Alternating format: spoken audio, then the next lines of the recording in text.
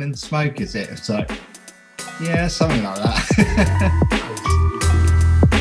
Oh, man, I have to kill them. Yeah, right.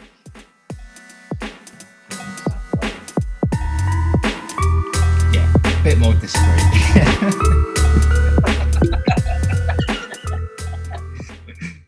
See fucking butt plugs and shit in the background. Yeah, just fucking anal beads just sort of like done. Want to go. Nice. All right then, Mr. Myles, highlights of our modern world. Hello. You are guest number 2. Guest number 4. 2. Smoked too much weed. Yeah. Guest number 2 on the Cronen Chronicles. So Cool. I did Niall last night, and now I'm going to do you. That's awesome. So far, 100% of my guests have had Dick Brooms on their top lip as well. Okay. Niall was sporting one yesterday, and you're doing very much the same. So yeah, going for the Ned Flanders look this month. yeah, that's the safety look, isn't it? Everyone knows that they can trust you then. Well, the thing is, I've never tried to, like, I've never done Movember or whatever it is. So every time I've had a tash, it's been because I've had a beard, and while shaving, I've just kept it for a laugh. Well, so far so good. I mean, I've never actually tried to properly grow one. Are you going to get rid of it at the end of November? Yes. Yeah. Oh, okay then. Well, it's a shame because you've managed to do it when you're technically not allowed to go out and see anyone. So yeah. So you've timed it well. Maybe I'll just I'll keep it just and then go on a walk around Southsea and just visit one and just show it off a bit. I don't know. Just popping my head in quick, just in case you haven't seen. I've got a mustache, and then I'm off. Well, it's looking good, Daniel. I don't know that I could pull it off as well as you. Yeah, I'm quite good at growing mustaches, I think. You're quite good at it, yeah. Put it on your CV. Yeah. Interests. So how has lockdown 2.0 been for you and your... It's been all right. Yeah. It's been a bit weird this time, I think, because even though I don't trust it, there's something of a time slot on it, isn't there? There's an end that we know of. Yeah, apparently. I mean, yeah. I don't know how much we trust it, but last time we were thrown into it and we were like, yeah, oh, this is going on for this is forever now. Yeah. But yeah, no, that's made it a bit easier. That, and we had a very long practice run, didn't we, at the start? So yeah, we're good at it now. Obviously, the difference being now that I have gone deeper in the lockdown than ever before. So this is a new experience for me. But I've got a week left, and then hopefully, about a week after that, and technically, Corona would have gone away for the winter from what Bojo's saying, and we can go out on the razzle dazzle again. Gone into hibernation. Yeah. I really like your background, by the way. Have you done that on purpose for the show? No, I haven't. I rip all these down afterwards. Go shit, and put them in the bin. It was either having the kitchen sink as the background or the pictures, and I was like, that's probably better. Yeah. I tried it a different way yesterday, and it didn't work so well. I was like, I wonder if I can stick a curtain to the ceiling. And it turns out you can for 15 minutes before it fucking falls down. But yeah, I'm glad you like it. I did it. Nice. I'll say I did it just for you. That's another one. So have you done much writing during this lockdown, or have you just... It's mainly what I've been doing, yeah. Is that mainly what I've been doing, man? Just hanging out with Lucy and writing music, really. Like not much else. When I've had the spare evening or something, I'll usually I've been averaging up to like 1 or 2 tracks a night. The way I tend to do it as well is I'll write like a track or something, and I'll just revisit it for ages, Yeah, tweak it and change it and stuff like I that. suppose the But type of get a music skeleton down. yeah, you're able to do that. I mean, it makes me, that way of thinking makes me really miss when back in the day bands would write, 25 songs, pick the best 8, and then go and write maybe 10 more and pick another good 4. Yeah. Whereas now it tends to be, I've written 12 tracks, they are all going on the album, and you sort of listen to it and you go, I think you might need to sort of scrap a couple of these and sort of keep writing. But it became, and I get it, because people were like trying to turn out albums once a year. Oh yeah, definitely Suffered from it. We're all guilty of it. I mean, I do it sometimes. I'll just be like, oh yeah, I've got an EP there, so I'll just release that, and I don't really vet or all the sounds or anything. I'll just kind of go, oh yeah, I've done them, so that's another record. Yeah. And something I've started to try and do less of now. I've started to try and, like you say, I'll write 10, 12 tracks and release probably about 5 of them. Are you the type of person that the newest song you've done is the best song you've ever done, or your favorite song you've ever done? Or do you? No, I have probably 1 track, I reckon, each record I do that I'm like, yeah, I reckon that's a proper good one. Yeah. And my opinion might change over time if I decide to go back and listen to them. I'll go back and listen to EPs or stuff that I made like a couple of years ago and I'll go, oh, actually, that was a really good track. And the one that I used to think was the best one, I'll listen to now and go, nah. Yeah, it's funny how it does that. I just remember managing, I noticed it more with rappers more than anything else. And obviously, like, part of the management role is to like sort of be their hype person that they can bounce off as well, but with a little bit of sort of grounded reality into it as well.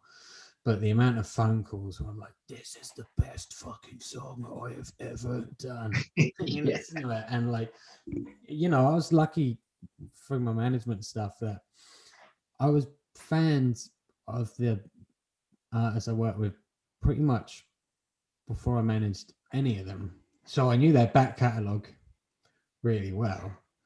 And so when they would come to me with that, I'd be like, oh, this is fucking shit compared to like your first record or like the single off of this album and stuff. And it was one of those things where eventually I learned, in 2 weeks' time, they're going to send me another song that's the best thing that they've ever fucking done. And, I also have to remember the copious amount of drugs they're probably taking in between these recording sessions, and the cut down afterwards might make them realise that it's not the best song they've ever done. No, it's that's something I don't do actually anymore, is that, sometimes I used to write a lot of tunes just kind of getting high or drinking or whatever. And I don't do that anymore at all. If I do, if what I'll usually do is get a base of what I think is a record, and then I might smoke a joint and listen to it and go, oh, actually, there's another little tweak I'll do there or whatever, But it's not productive. I don't think I've always struggled with productivity if you're, getting high and then writing music and stuff. Like it has to hit just right for you to be like, oh, I can just get all geeky and just like come up with something good. Yeah. The rest of the time you're just sitting there going, duh. Yeah. Or press that key. I don't know. Everything, especially when you're drunk, everything is a good idea at the time. You take music making out of it. Just any decision you make when you're drunk, and you're like, this is a fucking good idea. How many times you wake up the next day and go, that was the worst idea I've ever come up with? And, it's probably the same for a lot of music that's created. Yeah. Also, and then sometimes you strike gold. Sometimes you actually make something good. So yeah, I mean, but to be honest with you, yeah, I just don't do it anymore. It's something I used to do a bit. Like that, there's that story in there Jolene always tells about her and suddenly coming back and finding all what was it? It was hot sauce on the floor or something. And it was when I was writing my first album, and I had like a few days off, and I was like, right, I need to get some tunes done, and I bought 3 bottles of red wine and some weed. And I was like, right, I'm just going to sit here and make some music. And I literally, I don't think I stood up for about 2.5 hours, realised that I'd done a bottle and a half of wine just without thinking, smoked a couple of joints out the window, I stood up and just completely, whoa. And then I went and sat in the front room and watched, what is it, Green Room? Have you ever seen that movie? Green Room? It's about this punk band that go and get stitched up. They're on like a little DIY tour and they get stitched up for a show. So they go and end up playing this neo-Nazi place. And they get stuck in the green room, essentially, like while these neo-Nazis try and come after them. It's really brutal, and I didn't realise how brutal it was going to be. I was all high and stuff, and suddenly there's like people's arms getting hacked and all this. I just went green and spilled a load of hot sauce. Just too high to know what to do about it. Just ended up going to bed. Yeah, there you are. That's an interesting question. Jolene's carpet.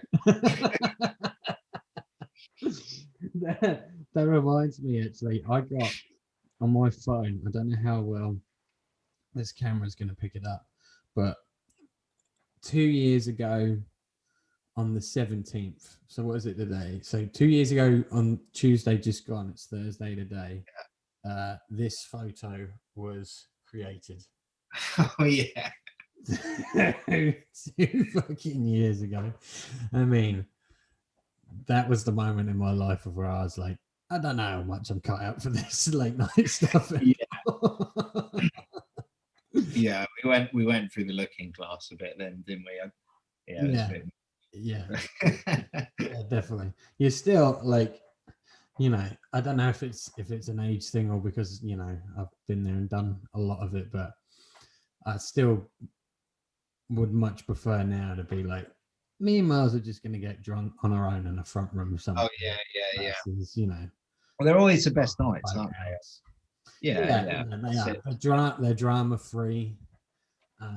Something stupid still probably happens along the way, but it's not necessarily. I don't really have much of an impulse to be that way inclined, if you will, like anymore. It's not something I'm. Yeah, I don't know whether it is, and I imagine it is somewhat of an age thing, but yeah, I just can't.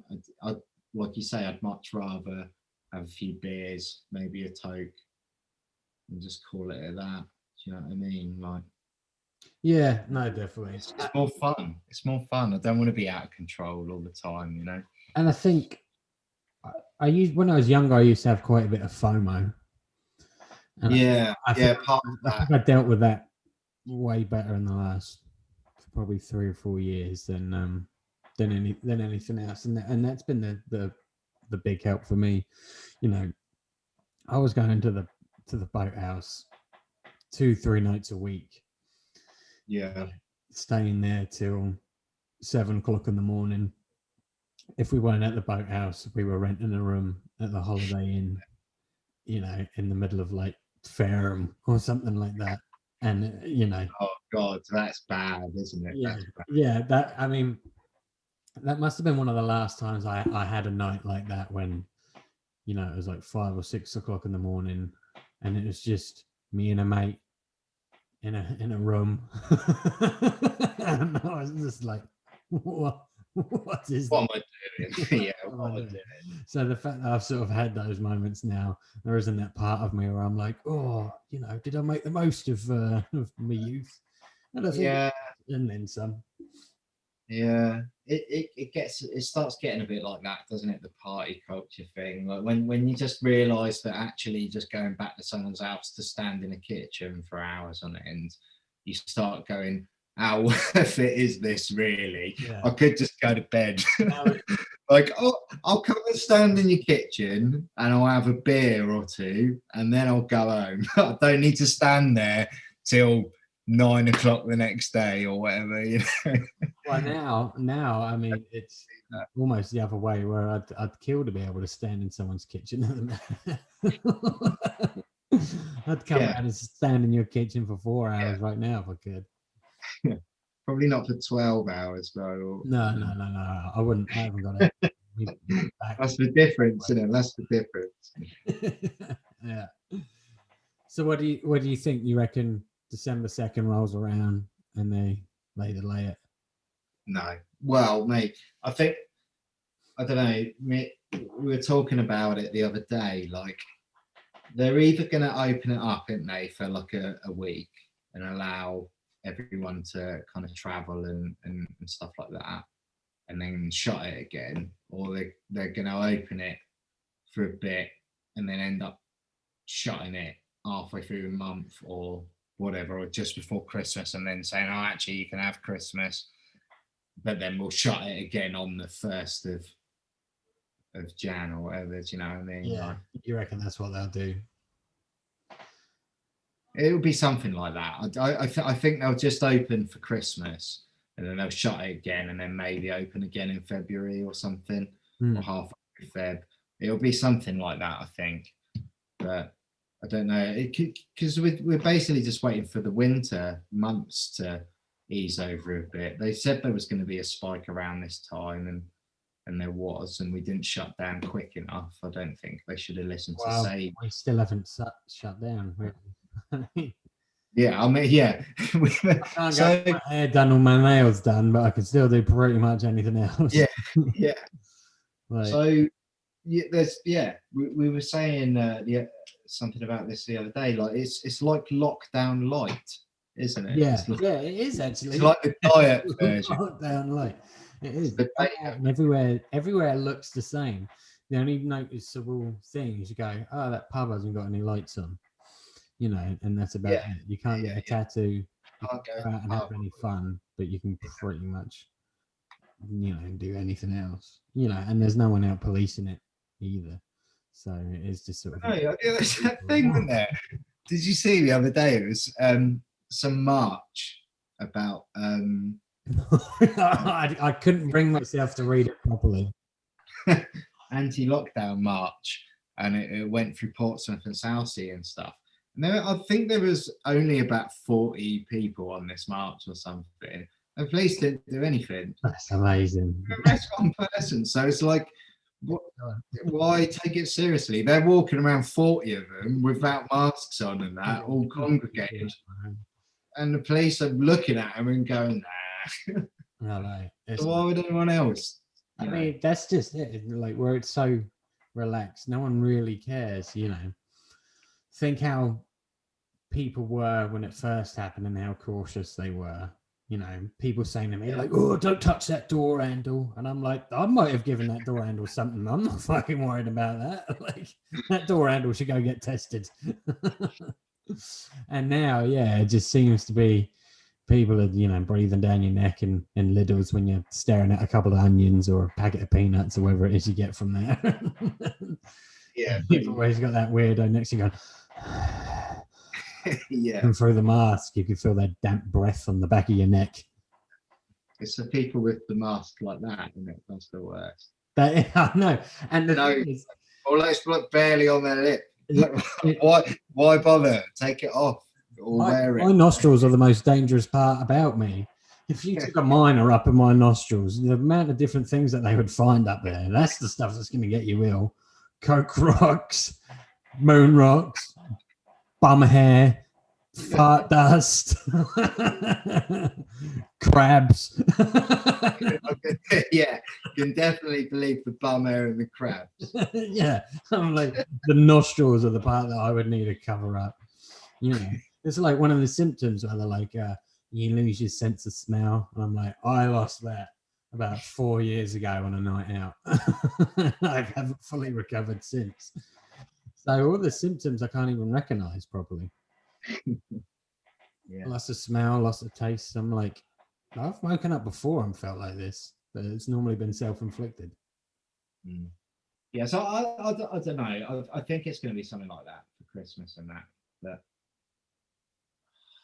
why? Why risk it? You know, it's just mental. Like, I'm not. I don't want to sound like bar humbug or Ebenezer Scrooge or anything like that.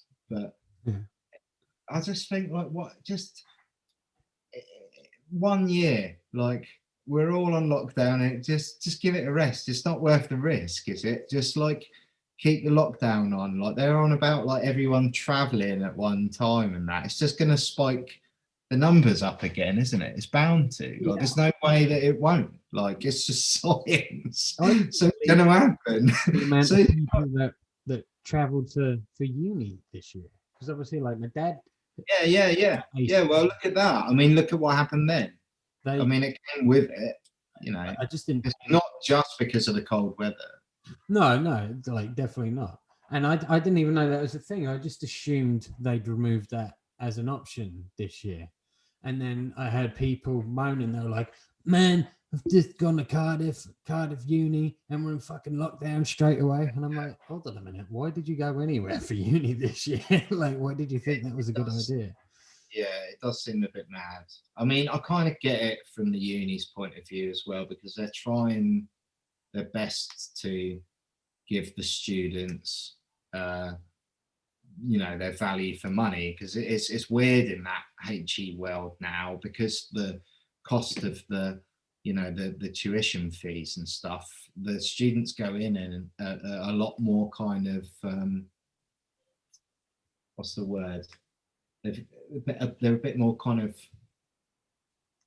consumer clients. Like they kind of understand that they're paying quite a lot of money for it, so they're now questioning how if they're getting their money's worth and stuff like that. Yeah. Because when I went to uni and that, it was a lot cheaper, so you didn't really think about that money side of it as much, but it's like 3 times the price now. Well, back in my day, like only the super smart people in my school and college went to uni. They would be shit hot or something, and they would go to uni and study that. And now it seems that you can go to uni and study frog farts or something like that. Like there seems to be a degree in anything as well. So like it's way more common for everyone to just be like, oh, obviously I'm just going to go to a different city and go to uni and up there for a couple of years. But I mean, finding is everywhere shut when they have gone to these cities. I'm like, luck. Yeah, I don't know. There's still some element of that, I think, but it's obviously not what it used to be. But I think just from their point of view is that I mean, imagine paying £9,000 a term, and at the moment, this is essentially what you're getting. What we're doing now, you're paying like £9,000 a term for it, like all online lessons. Like online lessons are surely just YouTube, aren't they? Like you can get this off YouTube, and it's a lot less money than £9,000 a term. Well, I've started my second year at Open Uni, and I think every now and again last year, I don't pay any attention to it, but last year they might have done some sort of like, we can all do like a Zoom or whatever, because like it's always been computer online based or whatever. And that's, they haven't changed anything now, because their setup was always, we send you out all the module material. Here's the deadlines you have to reach. There's activities throughout the week for you to do. And if you need us, we might do the odd seminar here and there. And that costs, I think, just under £3,000 a term. and people are paying $9,000 for almost the same service. Well, they are at the moment, definitely. And that's not to belittle it at all. There's obviously, I respect teaching. That's what I want to do. But yeah, I mean, that is what I do. But at the moment, it is, it is kind of a glorified version of something that you can just get online for free in a way. Like, obviously, you're not getting taught it by a lecturer, but in a lot of ways you are, because it's what they are. They're online lecturers. Like, yeah, that's what I mean. It's doing what lecturers are basically being forced to do at the moment. So yeah, bit of a weird one. And these are people that have probably gone to uni, so they're just going to like reteach you what they've learned anyway. Yeah, and now there's going to be this potentially this little window to send everyone back home, and then when's the window going to open for them to come back up again? And it's a hard year to study for those people. Like, it's a hard. Oh yeah, man, I really feel for the students at the moment. I'd be a bit miffed because it has gone all virtual and stuff. You're not going to seminars and lectures, and I think it does make a difference being in a classroom. Like, it is different. And just socializing with people around you that are doing the same thing. Well, you get an atmosphere on it and stuff, don't you? You just don't really get it. It's kind of lost in the digital realm on this. It's not the same kind of thing. Yeah, and sometimes like just being with someone else studying the same thing, although you don't necessarily share their opinion, but it might trigger an idea in your head that you didn't have before because of how they've taken it. But you're literally taking everything at face value and sort of being like, okay, I'll take it as this, and now I've got to go write about it or whatever. I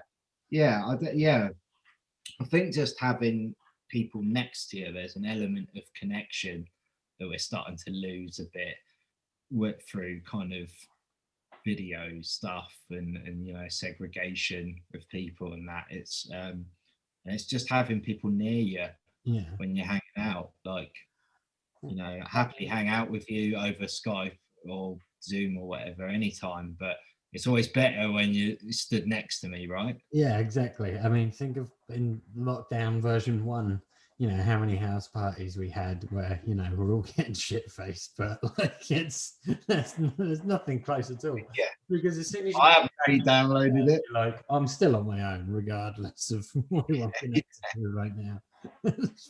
Yeah, right. Yeah. I mean, I guess that's probably the only good thing potentially about this lockdown, is where it is so short, the need to experiment is way less. Where we didn't know when the other one was going to end, that was when I was like, I'm going to get some edibles. And I still dealt with the repercussions of that not too long ago, because like I got a douche flute, right? So I would use that normally just before I would go do an MMA session or something, because it would be like a different high. It wouldn't get me monged or anything. It would just sort of cut out everything else and focus me a little bit more. And the bud that would be left in the thing, you could keep and use to cook and stuff. Well, that was what I read online anyway. And so I was like, this is like, I'm almost getting double my money's worth here. And so, I'm sat there and I've just been in the gym, and this is when I was living on my own. Some Greek yogurt and some protein powder, and I was like, I'm gonna I'll put a little bit in, mix it up. And then after about 20-30 minutes, I felt a little buzz, and I was like, it kind of did something. I was like, but clearly nowhere near the amount that was in the brownie and the cookies that I had that time. So I put a little bit more in, and then, an hour later, in my head, I realized 2 hours had gone, and I was like, I'm in a fucking hole, and I'm going to the moon. And I was like sleeping every 5 seconds. And what I didn't realize that I'd put in so much that even when I woke up the next day, I was exactly the same. Yeah. With my mind. Yeah, I yeah. woke up and I'm like falling asleep again. I'm like trying to reply to text, and I'm like, how the fucking hell am I going to get myself out of this pit? I was literally, I was on the moon. I was like, fuck, you know, I should have learned from the cookie and the brownie of just easing myself into it, but it was. They creep up on you, they do. Yeah. I've got this friend called Nick. I wasn't there. This is a story that he used to tell quite a lot.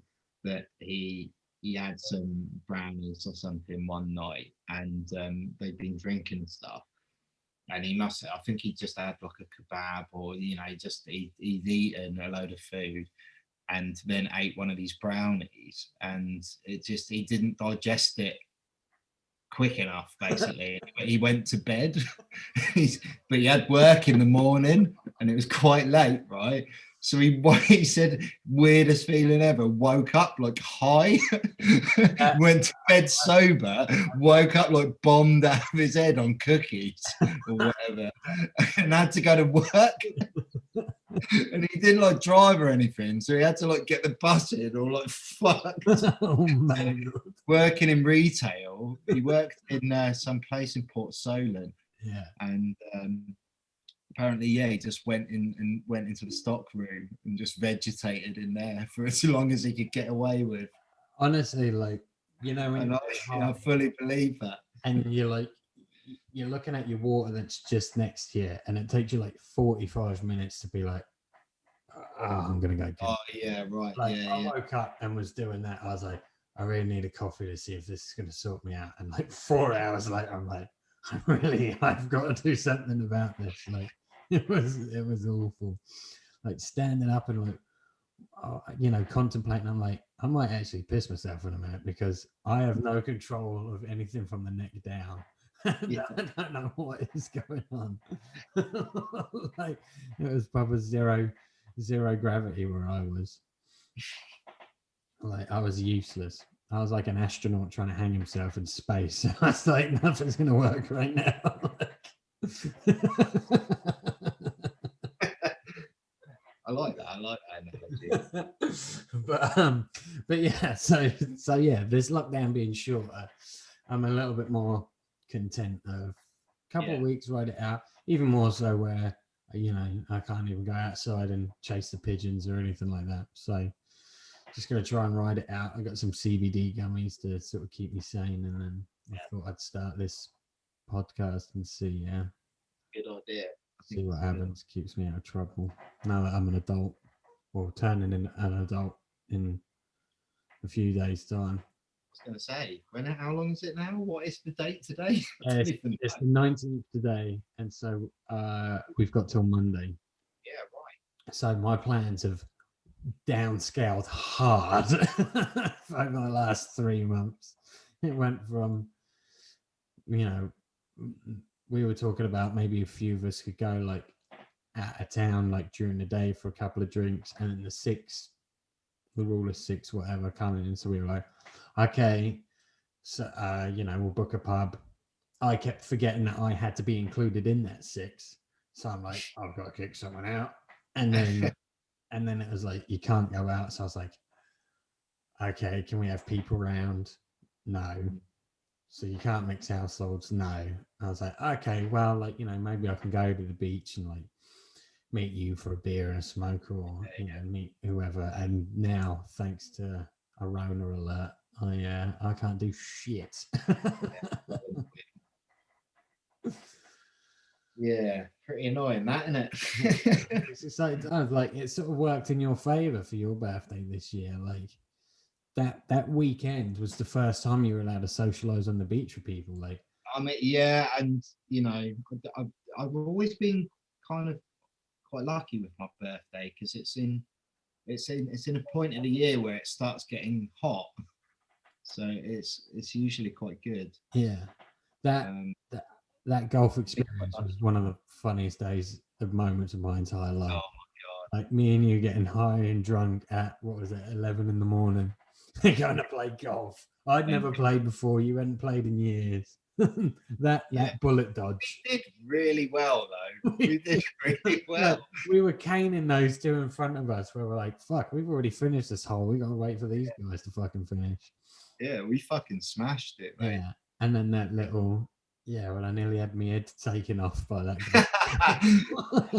I found the video of that the other day and I was watching it. Ages, like I kind of forgot about it for a second. I'm gonna have to edit it in this, like at this point, just for everyone to see it. Like it's my favorite stunt.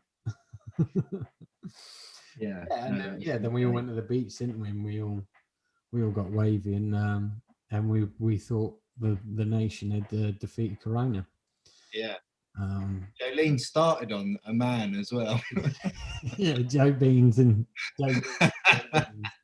You knew we were going to be all right when Joe. He really hated him, and I don't know why. I mean, he was a bit annoying, but not that level of annoying. Really disliked him. That was the only bit of normality I had this summer. I was like, it's okay. Joe Bean's kicking off. We're going to be all right.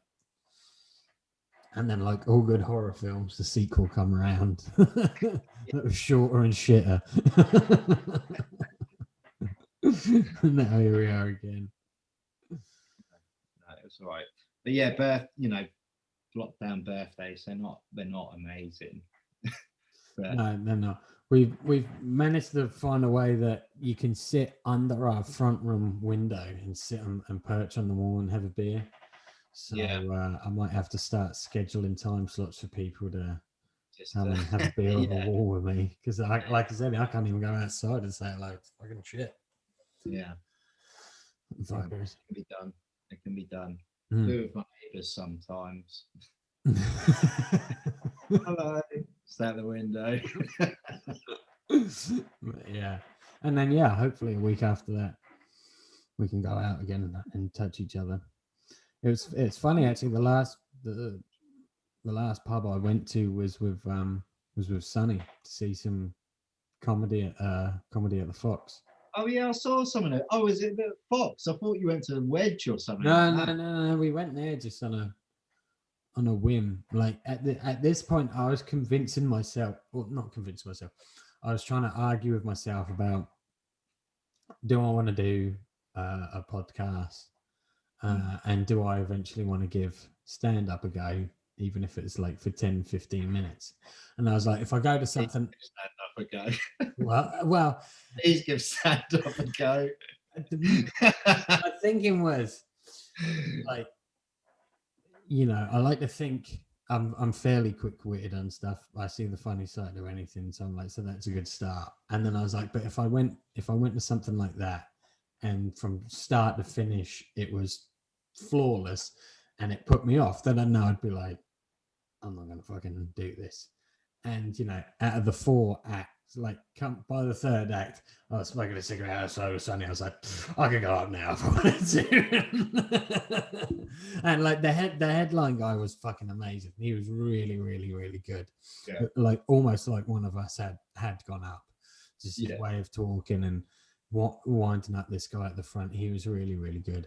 And the others were good. They had a set that flowed, but it was also a set if you were like, it was really obvious none of this had ever happened before. It wasn't a story that they'd improved upon or exaggerated. It was just, what's the story? Like you could just tell that none of them had ever done anything before. And so the sort of the light bulb moment of where I say, okay, if I start with a podcast and I bring up some old memories and speaking with people, then maybe I've done a few and the world sort of goes back to normal. Maybe I'll try and do 10 minutes somewhere and just, go balls to the walls with some of my horrendous stories. Yeah, I've thought about it myself, but I've always thought that I'd end up doing something off the wall. Do you know what I mean? I don't think I could just go up and have reams of jokes or anything like that. Yeah, this is like Then you have to make a character or something, don't you? Yeah, that was don't know if I could be bothered with it. That was almost what we witnessed, and that was what I was going to try and avoid. And just be like, how true to me would I be able to be? And that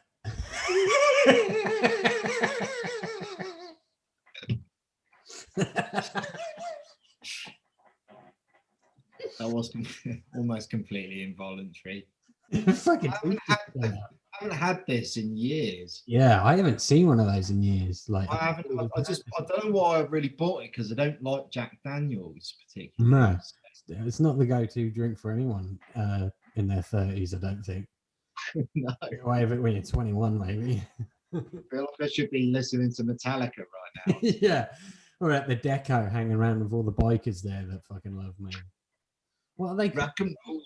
What are they? What are they? I have this discussion every time with you. What are they called? Oh, I don't know. They love me. I know that. I was talking. They're not Hell's Angels. Warriors. Warriors. Is that what they're called? Something lame like that. Yeah, man. I hate. Yeah. I'm gonna go on the record now and say all kind of biking stuff's really lame. Yeah, I kind of find it really lame. Like, if that's what you're into, I don't care. Like, you go for it, mate. Like, but for me personally, I'm just so not into it.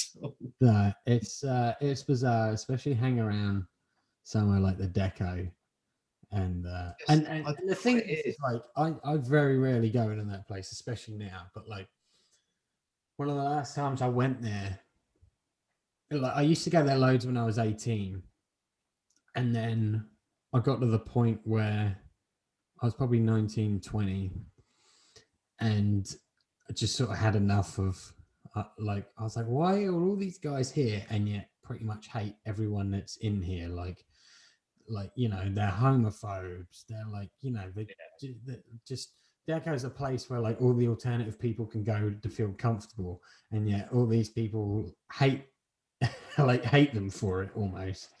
And I remember, like, when I was shit-faced, and it was the night I ripped my eyebrow piercing out, and I was doing loads of tequila, and it was, you know, I was with one of my good mates at the time, and, you know, we're drunk, and I'm hugging him, and I'm like kissing him on the head, and like they're having a go at me for it. So immediately I'm like, I'm gonna try this on with you now, you know. So I'm like, you know, essentially pretending I come onto them and be like, come on, what's the matter? It's just two dudes. There's nothing more manly than two dudes fucking each other. And you know, okay. Is that what you actually said? Yeah. Well, put it at one point. At one point, my penis was out. and ironically, well, not ironically, but funnily enough, my mum and her boyfriend walked through the door at that point, and my mum, oh yeah, what the fuck are you doing? And yeah, so fast forward maybe 8 years later, and me and Denali go in there, and I think we went in there, and it was like a Thursday night or something, so there's no fucker in there at all. We're talking one of the barmaids that we know there, and we're having shots, and then same again. I've had a couple of drinks, my arms around Denali, I'm kissing him, going, oh, I really love you, I do. Fucking guy next to me in a fucking little wanky biker jacket, and he's like, oh, for fuck's sake. And I'm like, it's like old times, so I'm gonna wind this guy up now and try and come onto him. And I'm like, nothing's changed in all these years. Like, they're still going there and fucking hating everyone. It's a bit of a time capsule in there, though, isn't it? It really is. I'm like, it is such a bizarre place to walk into and go, it's the same bar staff, it's the same people going here, and it's the same attitude to homosexuals as well, which is always comforting. When I started, I remember when I first kind of went in there a few times, I was probably like, 21, something like that. And there was like people that I used to see in this community centre near me, and they were too old to go there when I went there. Do you know what I mean? They were a bit older than me, and I was like, 15, 14, something like that. And I saw them in there, and I recognised them instantly, because they look and dress and everything exactly the fucking same, man. Like, they've not changed whatsoever. It's like, kudos. Like, you want to, you've found something and you're going to stick to it. Like, fair play. But fucking hell, it's weird. And this is coming from the two people that every time they get together, they get shit faced and listen to new metal on YouTube. The difference is I'm not turning up in criminal damage jeans, am I? That is true. With bike fucking chains hanging from my pants, pulling them down past my boxers. That'd be a good look. Yeah. I can't even remember how we got under that. We went from me debating about doing stand-up to talking about the fucking Isle of White Warriors or whatever they're called. But yeah, so I'm hoping when things go back to normal, I might try and do 10, 15-minute thing and just tell some of the stupid stories. And yeah, it'd be a laugh. Like I said, I have thought about doing it before, but yeah. Well, like you said, in terms of it being on joke after joke after joke, I don't think I'll be able to do it. But I think as a storyteller, it's probably something I can work on and get. Yeah, I think so. Relatively good at. And that's why me, you, and Sonny do Dirt Church, which we can do one more before the end of the year. And it's because normally we go to a party and it's one of us three that are holding a room full of people by a conversation that we're having about something stupid. About utter bollocks, usually. Yeah. Or it's Sonny screaming the wrong words at a time to someone. That's normally his fucking party trick. Usually, yeah. Oh man, I love him. But yeah, he's gonna. I think I'm gonna speak to him on here tomorrow. Oh, nice. No way. So I'm gonna get him on. I'm gonna speak to Glorious Steve from Pine Vinyl. Good. On Saturday, which I'm looking forward to. And then I'll put them together and see where it goes, and then start pinging it out to some of the Americans, hopefully. Good stuff. Maybe get Mad Child on or something like that. Yeah, right. Remember that time? Actually, I don't want to remember that. Remember when you made a fucking queef bubbles for days? Yeah, do that. But yeah. So what you're working on at the minute? What you got coming out? I've just done pretty much an 8-track, I think. And I've got I put a lot more kind of effort into this one, I guess, if you want to put it bluntly, and like tried to again think about the songs and how they kind of fit together, and I've made it like sound more like an album. And I've got some illustrator working on it. He's really cool. He did something for a collab that I worked on, and I just really like his style. He does like really kind of detailed but really colourful kind of illustrations and really wacky stuff. So I've got him on board with it as well. I'm gonna drop it just before Christmas, pretty much. And your guy Brad is still you're still doing Brad and putting it all together with. So Brad's just gonna put it out for me around then. It's been really good working with Brad, actually. Like he's a really good dude.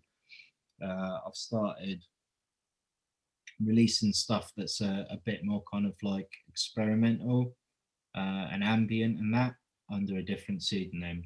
And he's like asked, well, he didn't ask, I asked him if he'd be, if it's something he'd be interested in, and he was just like straight away like, yeah. Perfect. Is that almost like to get something off your chest so it didn't creep into the highlight stuff, or what was behind that? Yeah, pretty much. So I was just like writing music, and it's not every time I sit down and write something that it comes out as highlight stuff. It's highlights, it comes out as lots of different things. So I had a collection of some old piano kind of soundtracky type stuff that I just wanted to remaster and stuff. So I remastered it a bit. And then I was like, actually, I write a lot of this kind of stuff and I never do anything with it. So I was like, I might just start a different pseudonym you know, I've got an idea of how it should all look and stuff in my head for its, you know, brand and whatever. So yeah, just went for that. That's cool, man. It's exciting. I mean, like I genuinely listen to your highlight stuff like all the time, and you know, Empress is still a regular play for me. Like I don't know what it is. It's a weird one because obviously I love that track when Steve brought it up to me before I even knew you. Yeah. And now there's almost like a nostalgia attached to it as well. So it's this weird song of like, you know, I loved it when I first heard it, and then it developed into someone who became like a really important person in my life, and that is a track that sort of like pieced it all together. Oh, that's really awesome. That's really nice. I like when I was thinking about what song of yours could be like the intro to this podcast, and you know, I might not necessarily do anything with it, but I'll like put all the effort into it whilst I'm still like feeling pumped for it, and it just made sense to put Empress at the front of it, and you know, oh, that makes sense. Thank you. For a 9-minute track of, you know, I listen to it a lot, and you know, and you like on your Spotify now, like you've got that track that's got like over 100K plays and stuff like that, you know, and then how I'm sure we have this discussion all the time, but in 3-4 years, whatever it's been, like it's there's some like serious solid progress there, like in your ability and your comfort, and like how comfortable you are in writing that music, and then also like for the nitty gritty people, you've got some numbers there to back it up as well.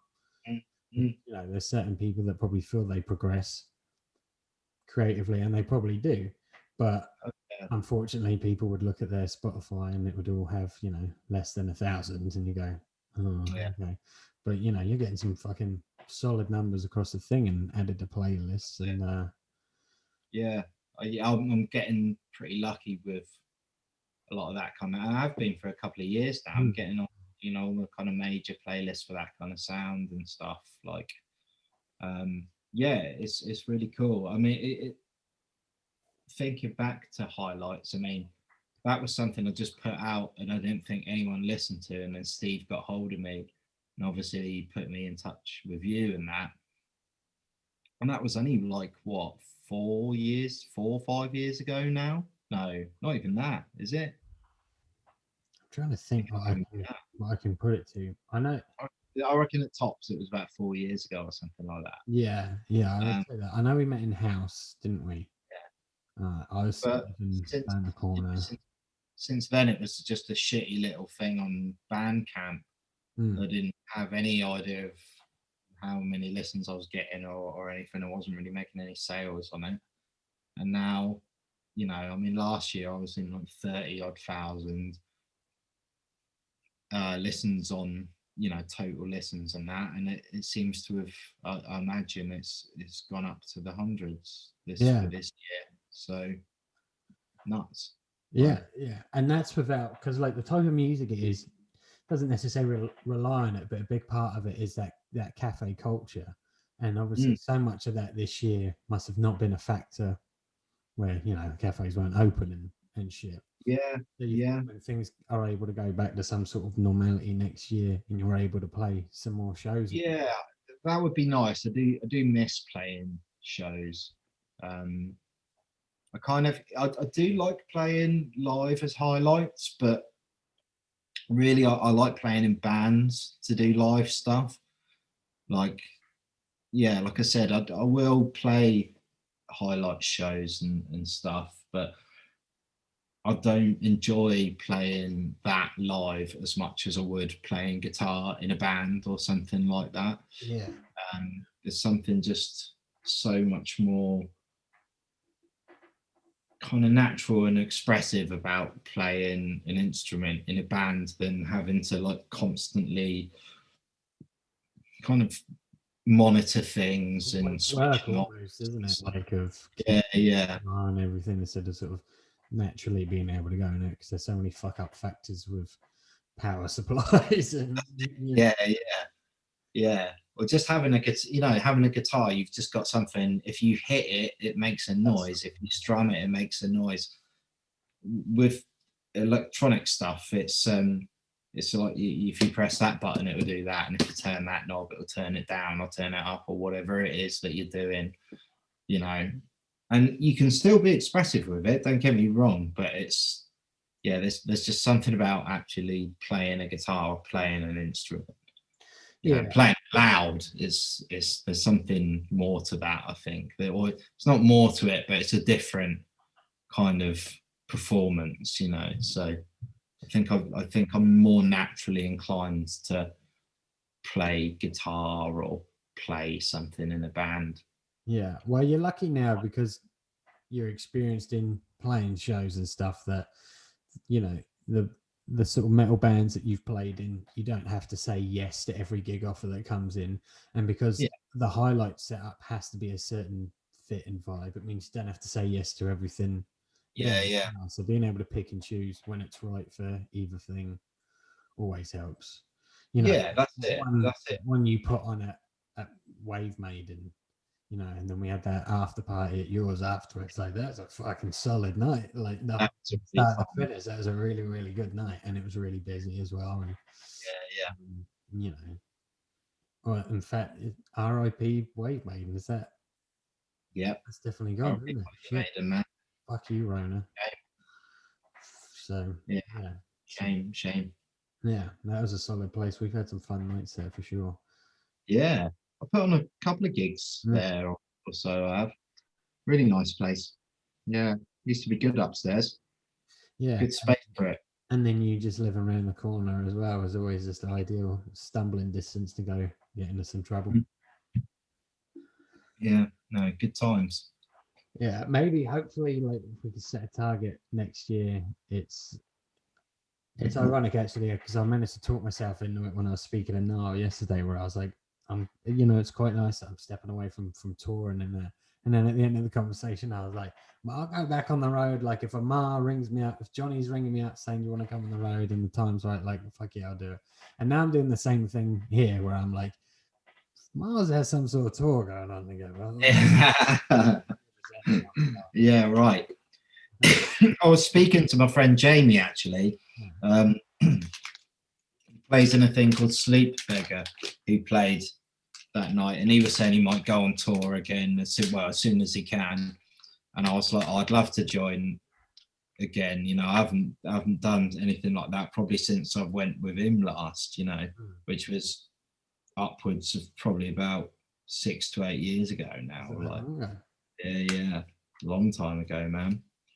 Been on a proper tour for ages. Yeah. Well, yeah. If something can be done and the timing's right, then I'm not doing it for a career anymore. But I'll jump on the road and dust off the old tour manager boots. Man, well, it's kind of the same with me. It's not my career. It's what I do as a kind of hobby, a passion hobby. Passion projects stuff. I have to constantly make music, it seems. It's just something I have to do, and I really like the culture. I really like making stuff and putting it out there, and I think that's I couldn't imagine not doing it. Do you know what I mean? Yeah. But I've kind of gone past the point of where I'm like, it's going to be like this bit. That's going to be my main career. Like, I know it's not. It's what I do passionately. And if it was to elevate to crazy levels, then I'm not saying I wouldn't go for it. But like, the dream is just to do that. But I'm more than content just having a job, and that is what I do as my release. Do you know what I mean? Yeah. I think this is what this is going to turn into for me, because I got into MMA almost a year ago now, but so much chunk of this year has been not being able to do that.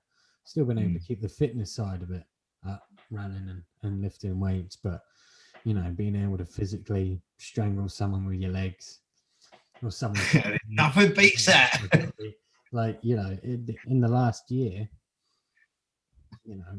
realistically, half of it has been being able to train, and probably half of it has been not being able to train. Like, even when the gyms opened, it was still probably another month before we were able to have any sort of physical contact with anyone. Yeah. So this is something that I can work on from home. Having this fucking lockdown within a lockdown within a lockdown has helped me be able to like think about it a little bit more and put a little bit more time into it. And then at the end of it, come January, February, if I've ended up writing a 10-minute set, which turns into, 8 minutes of shit, but 2 minutes of there's something there, then I'll be like, oh, I'll take that for now. That'll do. Yeah, do it. Why not, man? I really need the toilet. If I click, have you been editing these? You can edit these videos, can't you? If I click my fingers, I'll disappear, right? Yeah. And I'll come back. That's good. Click them. Yeah. Ready? 3. Toilet break click. That will look fucking fantastic. But yeah, make sure you sanitize your hands. Always. And wear a mask. Take a shit. Wear a mask when you take a shit. That's good. And we've seen that. I don't know if it's just because the news is fucking pressing it out of everyone's view, but this lockdown, there seems to be less kerfuffle about PPE supplies for the country for nurses. I don't know if we've managed to figure out for this lockdown, but last lockdown, when they were buying it from Turkey, it was like they were buying it from wish.com. They had a fucking mare with it. They're like, no, this shit fits. I spent £2 on this thing. I was looking at the photo. I thought it was an apron. It turns out to be a leg. Yeah. I got a pack of 100 Rona masks through, and it turns out they're just radio dildos, like shower radios, but couple up as dildos. Like they had a fucking terrible time with it. But yeah, it seems like we've managed to get over that now. I don't know whether they're just like, keep it out of the fucking press. I can't go through this again. Hopefully they have been able to sort it out, but that's something at least. There has been some progress from this government. It's been something. I mean, I don't know. What you like when you go out? Are you like nervous, or you just? No, some people. What do you mean? Well, there's still some people I know that like shit their pants at the idea of having to go out. No, not at all. I mean, like I try. It's weird, isn't it? Like it's become a bit like subconscious is that you kind of just. I mean, I do anyway. You do subconsciously kind of take note of what people are doing a bit more and try to have some distance. And, me and Luce were saying it the other day, I kind of got used to just kind of walking about with a mask on. Like I don't necessarily, when I exit the shop now, I don't always take it off straight away. Like I kind of don't really care that much about wearing it because it's just, everyone's fucking wearing it, innit? So it's like I'm so used to it that I just don't really care much. Yeah, it's going to be weird because humans are so good at just getting on with whatever is happening in front of them, and there will be a moment, probably not that far in the future, where we'll be like, "Do you remember when you had to wear a mask? Like, can you remember what that felt like?" And you'll be going, "No, I know it happened, but not really. Like, I can't remember like being in that situation because we do just sort of fall into our old habits again." It almost happened. I mean, the thing is the reality of it is there might not be a little while where the mask isn't a thing. Do you know what I mean? Like we might still be encouraged to wear masks for the next 5+ years. Yeah, maybe. That's the reality of it. Well, it kind of, I reckon it will go that way. I'm sure of it. Yeah. I'm sure of it. Honestly, it's quite a societal change. Because I mean, think about some Asian countries used to do it. Like they'd always wear masks, and we used to kind of like look at it and go, "It's odd that they wear masks a lot, isn't it, out there?" But they're obviously more kind of conscious of things like this, and and now we're all in that boat, because there is an actual proper danger out there. When it was June, we were still laughing at people wearing masks. That was one of the last rules to come in was wearing a mask. Yeah, we weren't having to wear masks when we were out for your birthday. There was none of No, no, so that no. it's the start of June there.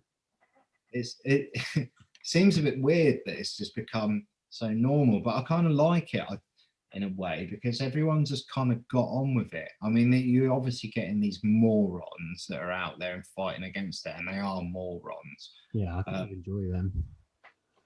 But you know, that for the most part, most people who aren't kind of Neanderthalic idiots, they just kind of we've all gotten on with that, haven't we? Like you don't really hear it.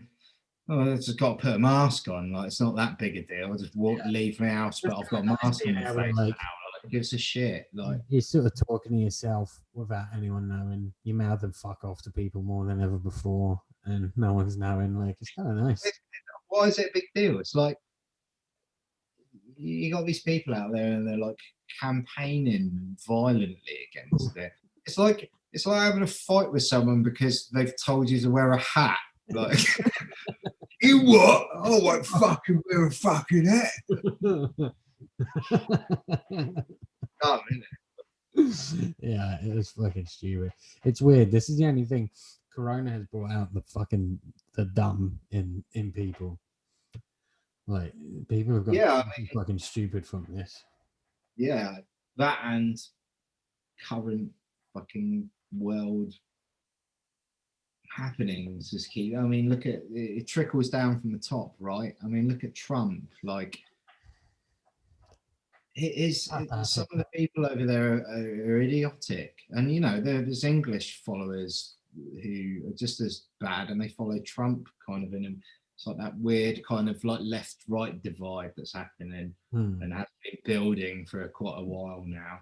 But it's the current kind of evolutionary state of it is nuts, like especially on the right side, and that's probably me speaking with a bit of bias, but my God, like some of the stuff you see, I think it's funny, they always kind of label it as well, it's the media, but it's not the media. This is stuff that I'm watching on people's Twitter feeds and stuff.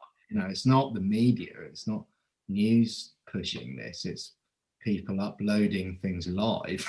It's just mental. Like some of the, so one of the best things I saw today, it was some Trump fan screaming at a news reporter, and he said, "Donald Trump's a genius. That's what the J stands for."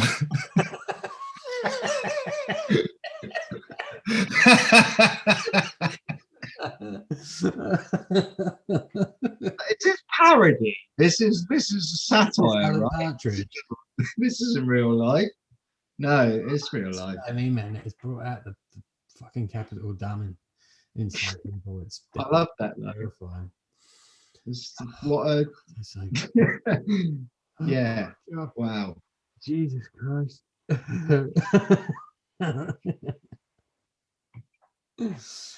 know. Yeah. I can't wait to going back and the only thing that I'm looking for online is just kitten videos and people falling off bikes instead of I'm going to read the news today and have a laugh. Yeah. Like, let's become the funny papers for a second. Yeah, it's fun. I went off the news for ages and I'm kind of straight back on it again now. Yeah. At the minute, I think we've sort of done similar here. It's almost too good to resist sometimes. Now that we know that the lockdown's here as well, we haven't got to look at it and be quite as terrified of where we've sort of gone. Oh, please don't be another one. Here we are. I just want to go back to, YouTube and funny stuff. There's a certain type of person that I want to see ride a bike or swim. And I want to search for that person online because it's always good for shits and giggles. I don't want to have to Google the government to have a laugh. Yeah, that's it, man. Yeah. All right, man. Well, let's wrap it up here. That's probably a good time, isn't it? Yeah, I think so. It's been good to talk to you. I mean, I haven't physically seen you since we went out. We said ta-ta to my flat. I know, man. Yeah, and which is about a month ago today. Wow, is it? Bloody hell. Yeah, my lease ended on the 19th, so we were probably there in around the 17th, and then I was moving out over those couple of days. Shit, that was a good night. That was fun time. Yeah. I'm sad to see that flat go, but I do look forward to being able to get you two around here to have a little dance and a drink when we're allowed. Oh yeah. When we're allowed, mate, I will be around there with bells on. Share some stories and create some more fucking stupid moments of hula hooping and falling down the stairs and all kinds of fun stuff. Oh, I'm sure.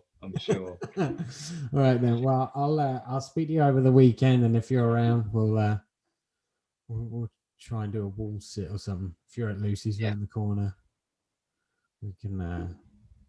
You can walk past my house or something. I'll come away from the end of your. Do a shot of tequila with you through the window or something. All right, mate. Well, I love you. I'll speak to you later. Thank you for having me on, dude. My pleasure, big fella. Take it easy. Yeah.